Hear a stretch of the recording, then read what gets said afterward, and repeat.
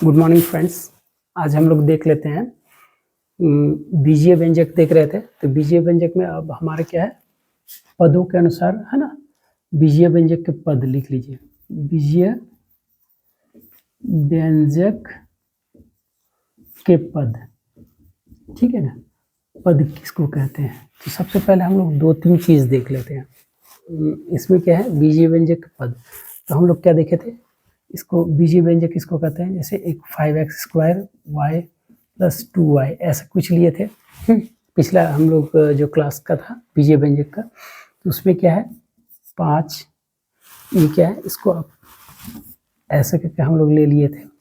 ये 5x गुना y है ना, जोड़ ये हो जाएगा 2, इसका अलग आएगा 2 गुना y है ना, ऐसे। तो ये क्या हम लोग किए थे, 5 है ना, 5 गुना x गुना y। तो हम लोग क्या है, इस प्रकार लिए थे कि 5 गुना x गुना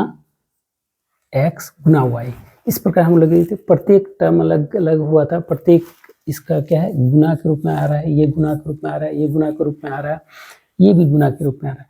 तो इसको, इस टर्म का, इस पद का हम लोग क्या कहते हैं, है ना, क्या कहते हैं, गुणनखंड कहते हैं। और ये सारा पद का क्या है, गुणज हो जाता है। ये पद क्या है, इस सारा पद का गुणज हो जाता है। तो हम लोग इस प्रकार से क्या है, बीजीय व्यंजक को दर्शाए थे +2y है ना। तो ये अलग से ये एक टर्म हुआ। फिर इसमें से एक, इसको क्या करते हैं, जोड़े, फिर और एक टर्म जोड़ सकते हैं 7। इस प्रकार हम लोग टर्म को जोड़ते जा सकते हैं इसमें बीजीय व्यंजक में। तो ये हमारा क्या हो गया, ये हमारा हो गया एक, इधर भी एक आ रहा है ना, इधर भी एक आ रहा है। तो हमारा करना क्या है, इसमें हमको करना क्या है कि हम लोग बीजीय व्यंजक के पद कैसे देखेंगे। तो इससे पहले हम लोग इसको देख लिए थे। इसको आप जान लीजिए, इसको क्या कहते हैं, ये सबको इसका गुणनखंड कहते हैं। और इसको क्या कहते हैं, इसको क्या कहते हैं, इसका, है ना, ये हमारा क्या हो गया, इसका ये गुणनखंड कहलाता है और ये इसका गुणज कहलाता है, ये इसका गुणज होता है। तो हमारा अब हमको क्या देखना है, ये इसका गुणज हो गया और ये सब गुणनखंड कहते हैं, इसका गुणनखंड कहते हैं, ठीक है। तो हम लोग ये चीज जान गए। तो अब हमारा कोई एक टर्म हम लोग ले लेते हैं, कोई एक टर्म ले लेते हैं, है ना। 5x² y z, इस प्रकार का हमारा रहा 5² y/z, ठीक है। तो अब हमारे इसको भी आप उसके फैक्टर के रूप में दिखा सकते हैं। कैसे, 5 गुना x, इसी में से देख लीजिएगा, ये यहीं से आएगा, खिंचाएगा, गुना y गुना 1/z। तो इसको हम गुना के रूप में भी दिखा सकते हैं, है ना, 1/z यहाँ। तो इस प्रकार से ये क्या है, हमारा एक ही टर्म हुआ, एक ही चीज हुआ, ठीक है। तो हमारा जब ऐसा रहता है तो हम लोग कहते हैं, इसको क्या कहते हैं, ये इसको कहते हैं एक पदी व्यंजक। कहने का मतलब यदि गुना और भाग कहीं रहा एक टर्म में, तो उसको हम लोग एक ही टर्म मानेंगे। इसको क्या मानेंगे, एक ही टर्म मानेंगे। और इसी को कहते हैं एक पदी व्यंजक, ठीक है।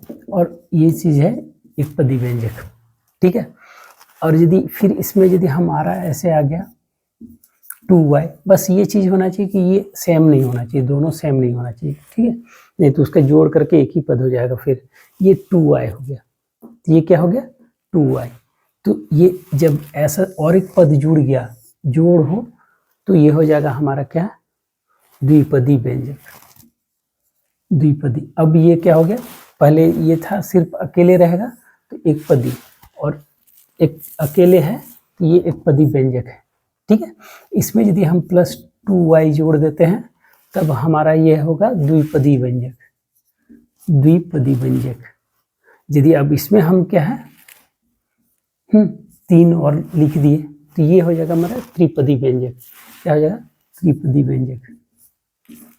और ऐसे यदि बहुत ज़्यादा बढ़ते चला जा रहा है, या फिर आप ये चतुर्पदी का लिख सकते हैं, या फिर डायरेक्ट आप लिखते चलिए बहुपदी, है ना, बहुपद, है ना, इसी को हम लोग कहते हैं बहुपदी व्यंजक, है ना, बहुपदी व्यंजक। बढ़ते चला जा रहा है तो बहुपद, एक पद और बहुपद, है ना, तो ये बहुपदी व्यंजक कहलाने लगा। ठीक है, तो इसी को हम लोग अंग्रेजी में पॉलिनोमियल कहते हैं। और इसको क्या कहते हैं, एक पद रहा तो उसको मोनोमियल, दो पद रहा तो बाइनोमियल, हाँ, तीन पद रहा तो ट्राइनोमियल, चार पद रहा क्वाड्रानोमियल। तो इस प्रकार आपका क्या है हो गया। उसके बाद पॉलिनोमियल, पॉली मतलब बहुत। तो ये हमारा बीज गणित में हमारा क्या देखे, पद, हमारा ये सब देखे पद। तो अब हमारा पद हम लोग इसको अच्छा से जान गए। तो ये चीज़ हमारा इस प्रकार, इसको हम लोग क्या, एक पदी, द्विपदी, त्रिपदी या फिर बहुपदी, है ना। इस प्रकार हम व्यंजक के पद जान रहे हैं, कैसा पद है। पद में एक चीज़ यहाँ प्लस प्लस, एक चीज़ और हम बताना भूल गए कि यहाँ माइनस भी रहे तो ये क्या है, घट रहा है, ऐसा मतलब नहीं है कि ये एक पद को घटा रहा है, ये तब भी ये क्या है, तब भी ये त्रिपदी ही होगा। हाँ, प्लस रहे माइनस रहे, इसका कहने का मतलब है कि यदि गुना या किसी एक टर्म में गुना या भाग जितना भी हो उसको एक ही पद कंसीडर किया जाता है। और यदि उसमें उसके बाद माइनस या प्लस में आके ऐड होता है तो वो क्या होता है, उसमें पद बढ़ जाता है, उसमें पद बढ़ जाता है। हमारा जैसे क्या है, यहाँ पर क्या है, गुना भाग जितना कुछ हुआ ये हमारा एक पद ही कहलाया।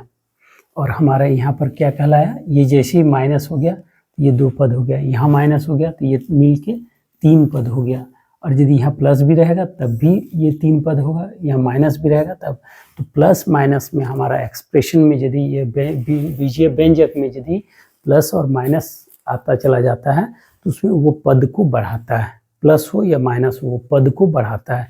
वो ये अलग पद हो गया, ये एक पद हो गया, ये एक पद हो गया, ये एक पद हो गया, तीनों मिला के तीन पद हो गया। और ये गुना और भाग जितना एक इसमें एक्सप्रेशन है ये हमारा एक ही पद कहलाएगा। ठीक है, तो हमारा ये एक पद हो गया। जब सिंपल यहाँ तक लेंगे तो एक पद, यहाँ तक लेंगे तो दो पद, और यहाँ तक लेंगे तो तीन पद, समझे। तो हमारा एक पद व्यंजक लिखने बोलेगा तो 5xy एक पद हो गया, है ना। यहाँ 5x² yz लिखा है तो ये एक पद वाला हो गया। द्विपद में यदि आता है तो आपका दो पद वाला कोई व्यंजक लिखने बोलेगा तो x² + 2y, ये हमारा दो पद वाला व्यंजक हो गया। इसका फील खराब हो गया, ठीक है। तो ये हमारा क्या हो गया, दो पद वाला व्यंजक हो गया। ठीक है, ये हमारा क्या हो गया, दो पद वाला व्यंजक हो गया। और इसके बाद फिर आपको तीन पद वाला लिखने बोलेगा तो x² 2y + 3, है ना। ये हमारा तीन पद वाला व्यंजक हो गया। इस प्रकार आप लोग एक पद, दो पद, तीन पद का व्यंजक सीख गए। आज के लिए बस इतना ही। आज के लिए बाय, कल फिर मिलते हैं दूसरे क्लास में।